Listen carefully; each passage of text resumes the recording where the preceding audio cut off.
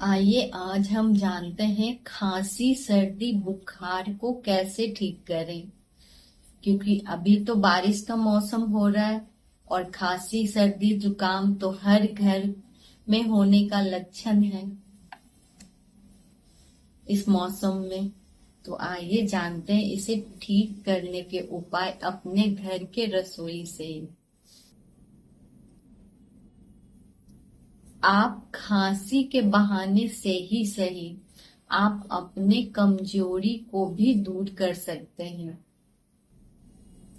खांसी भी हो, कमजोरी भी हो, चाहे बच्चा हो, चाहे बूढ़े हो या फिर हो जवान, सबके लिए पौष्टिक भी है, टॉनिक भी है और खांसी की दवाई भी है।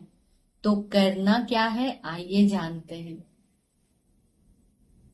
20 ग्राम काली मिर्च ले लीजिए और 100 ग्राम बादाम ले लीजिए। फिर उसमें 200 ग्राम शक्कर मिला लीजिए। फिर तीनों को एक साथ मिक्स करके उसका पाउडर बना लीजिए। फिर कोई अच्छी सी शीशी में भरकर रख लीजिए। फिर उसे 1 चम्मच सुबह 1 चम्मच शाम गर्म पानी के साथ या फिर दूध के साथ ले सकते हैं। इससे पुरानी से पुरानी खांसी भी ठीक हो जाती है। जो इससे इन्फेक्शन है गले की वो भी ठीक हो जाती है और साथ ही कमजोरी भी ठीक हो जाती है।